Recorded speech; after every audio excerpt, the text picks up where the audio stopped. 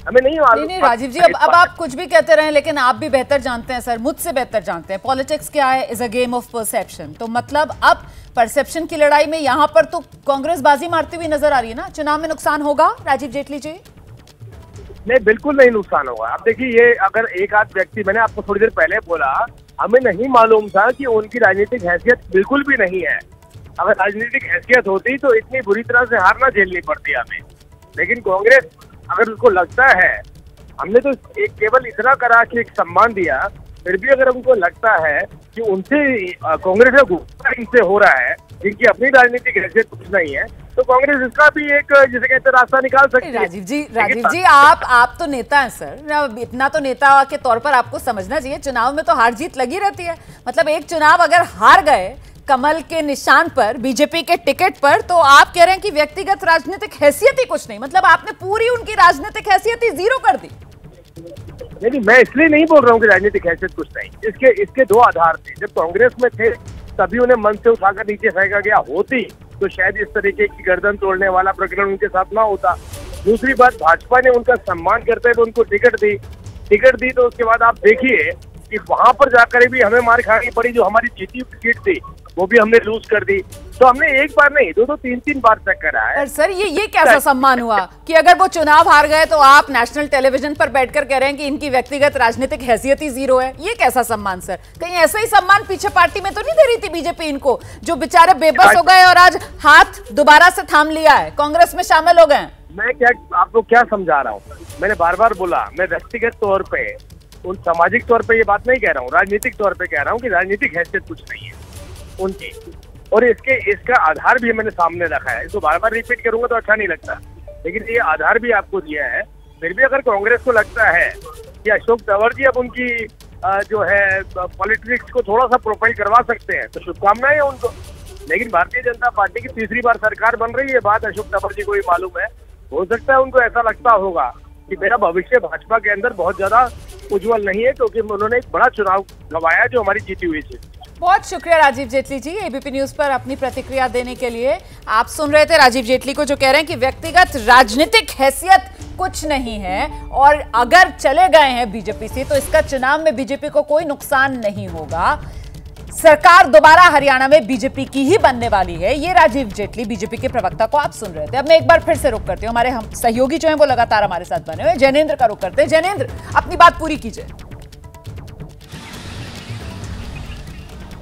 बिल्कुल रोमाना, जो मैं आपको कह रहा था कि चुनाव प्रचार का आज आखिरी दिन है और आज की सबसे बड़ी पॉलिटिकल स्टोरी हरियाणा की यही है कि अशोक तंवर ने घर वापसी की है। सबसे बड़ा चर्चा का यह विषय है। और अब ठीक एक दिन के गैप के बाद परसों जब वोटिंग होगी तब भी कहीं ना कहीं ये एक चर्चा का विषय बना रहेगा। और यही वजह है कि कांग्रेस जिस पर कि बीजेपी घेरेबंदी कर रही थी, दलितों के अपमान का, उपेक्षा का, उसको कहीं ना कहीं इस अशोक तंवर के कार्ड के जरिए कांग्रेस ने और राहुल गांधी ने रोकने की कोशिश की है, उसकी काट ढूंढी है। और कहीं ना कहीं ये एक बड़ा मास्टर स्ट्रोक आप राहुल गांधी का कह सकते हैं। अशोक तंवर की जब ज्वाइनिंग बीजेपी में हुई थी कुछ वक्त लोकसभा चुनाव से पहले, वो काफी धूमधाम से हुई थी। खुद मनोहर लाल खट्टर मौजूद थे, उन्हें अपना भांजा करार दिया था अशोक तंवर को। और उस समय माना गया था कि अशोक तंवर के रूप में बीजेपी को एक बड़ा दलित चेहरा हरियाणा में मिल गया है। आज वो दलित चेहरा वापस कांग्रेस में आया है और एक ऐसे वक्त में आया है जब दलित वोट पर बीजेपी की नजर थी और कुमारी सैलजा की नाराजगी को आधार बनाकर बीजेपी जो है वो लगातार संदेश देने की कोशिश कर रही थी। तो उसको कहीं ना कहीं अब कांग्रेस ने, राहुल गांधी ने साधने की कोशिश की अशोक तंवर की घर वापसी करा करके। और पहले से ही एडवांटेज पोजीशन में कांग्रेस हरियाणा में थी, इस घर वापसी से और मजबूती मिलेगी। हालांकि देखिए, जहां तक दलित वोटरों का सवाल है तो लोकसभा चुनाव में हमने देखा कि दलित वोटर जो है वो कुमारी सैलजा की वजह से नहीं, राहुल गांधी की वजह से जो है, और राहुल गांधी के संविधान के प्रति दिखाने की वजह से जो है वो उन्होंने कांग्रेस को बड़ी तादाद में मतदान किया था। तो एक ऐसे वक्त में जब विधानसभा चुनाव में दलित वोटों पर नजर थी कांग्रेस बीजेपी की, एक बार फिर से राहुल गांधी ने संविधान की कॉपी तमाम सभाओं में दिखाई है।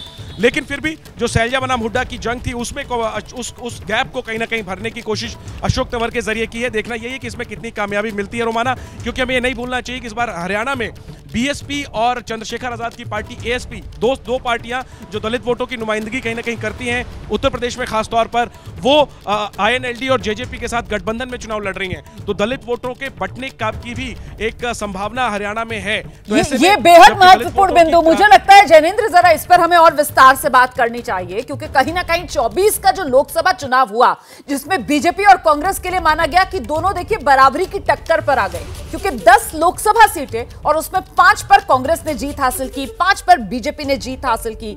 और जो कांग्रेस को जीत मिली उसमें बड़ा आधार जो है वो जाट और दलित वोटर का माना गया, जो 2019 के मुकाबले कांग्रेस की तरफ शिफ्ट हो गया।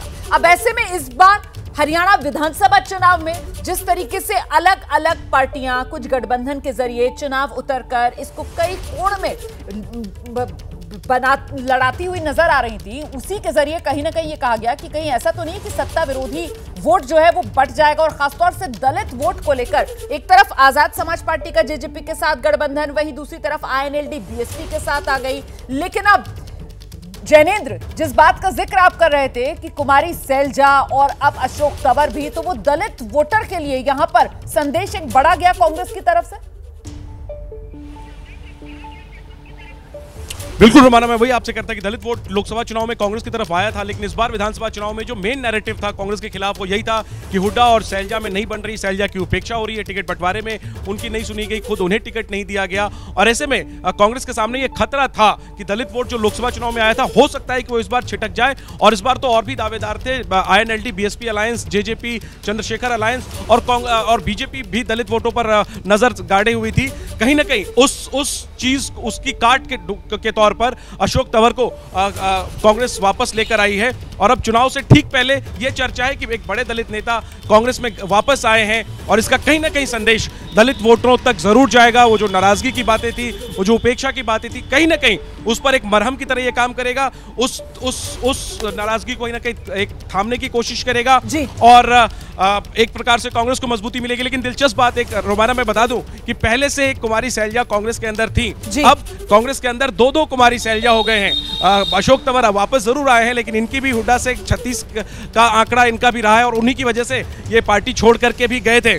तो अब ये देखना होगा कि आने वाले दिनों में अशोक तंवर भी और कुमारी सैलजा भी कैसे कांग्रेस संभालती है इन्हें जब हुड्डा के सामने ये मोर्चा खोलेंगे। लेकिन उससे पहले अभी सामने हरियाणा का चुनाव है और उसके ठीक पहले कांग्रेस को एक बड़ा बोनस तो जरूर मिला है अशोक तंवर के रूप में। मेरे साथ नीरज पांडे का भी रुख करेंगे, वो भी हमारे साथ मौजूद है। नीरज, टाइमिंग के लिहाज से बड़ा नुकसान बीजेपी को, और ऐसे में डैमेज कंट्रोल का अब समय भी नहीं बाकी ज्यादा रहा है, क्योंकि 5 तारीख को ही तो वोटिंग होनी है, आज प्रचार खत्म हो जाएगा। क्या हवा तक नहीं लग पाई? मतलब ये तो रणनीतिक स्तर पर बड़ी चूक मानी जाएगी ना बीजेपी की। दोपहर 1 बजे तक तो हम देख रहे थे अपने सोशल मीडिया हैंडल पर पोस्ट कर रहे थे एक्स पर अशोक तंवर बीजेपी के कैंडिडेट के लिए, और 3 बजते बजते राहुल गांधी के मंच से कांग्रेस में घर वापसी कर ली है। नीरज,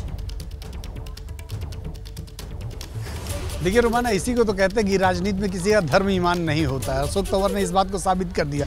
मुझे याद है लोकसभा चुनाव से पहले जब उन्होंने भाजपा ज्वाइन की थी तो मैंने उनका इंटरव्यू किया था और उस इंटरव्यू में वो बड़ी बड़ी बातें कह रहे थे। राहुल गांधी, भूपेंद्र सिंह हुड्डा, इन सबको वो राजनीति का पाठ पढ़ा रहे थे कि कांग्रेस खत्म हो गई है, कांग्रेस ने दलितों का सम्मान नहीं किया, कांग्रेस ने दलितों के साथ बड़ा अन्याय किया। और आज 1 घंटे, जब महज 2 घंटे 4 घंटे बाकी रह गए हैं चुनाव प्रचार को थमने को, तो वो कांग्रेस में घर वापसी कर रहे हैं। वैसे मुझे जहां तक समझ में आ रहा है कि हरियाणा में बहुत ज़्यादा उनके जाने से भारतीय जनता पार्टी को फर्क नहीं पड़ेगा। उसके पीछे कारण ये है कि अभी जब से उन्होंने भाजपा ज्वाइन की, चुनाव भले वो भाजपा से लड़ चुके हैं, लेकिन ना तो वो भाजपा में अपने आप को समाहित कर पा रहे थे और ना ही भाजपाई उन्हें अपना भाजपाई मान रहे थे। तो दोनों तरफ से दूरियां उसी तरह की थी जैसे कि होनी चाहिए राजनीति में। तो यही एक कारण है, उनको लगा कि मेरा पुराना घर है और मुझे लगता है कि शायद उनको इस वजह से ही समझ में आया कि वहाँ उनका रहना मुफीद है और उनको ऑफर भी कहीं ना कहीं पॉलिटिकल मिला होगा। क्योंकि इस समय तो कांग्रेस के लिए इस तरह की स्थिति है कि कुछ भी परसेप्शन में अगर उनके पक्ष में कुछ बात आती है तो वो करने के लिए वो तैयार हैं, क्योंकि उनको हरियाणा ऐसा लग रहा है कि परसेप्शन की लड़ाई में हरियाणा वो जीत सकते हैं। इसीलिए वो चाहते हैं कि कोई भी ऐसा पुराना आदमी जो कांग्रेस की विचारधारा में रहा हो वो वापस आ जाए। और अशोक तंवर को भी मुझे लगा कि भारतीय जनता पार्टी में उनको वो जगह नहीं मिल पाई, उनको ऐसा लगता है, इस वजह से वो चले गए। तो भाजपा का, चूँकि कैडर बेस्ड पार्टी है भाजपा, और भाजपा का जो कैडर है वो एक तरह का आप कह सकते हैं कि उनके बहुत ज़्यादा आप देखेंगे किसी भी स्टेट में वोट परसेंटेज में बहुत ज़्यादा फायदा नुकसान होता नहीं है। किसी नेता के आने या जाने से 1-2% 2% का ऊपर नीचे हो सकता है। अदरवाइज मुझे नहीं लगता है कि अशोक तंवर के जाने से भारतीय जनता पार्टी के वोट बैंक में कोई बहुत ज़्यादा नुकसान होने वाला है।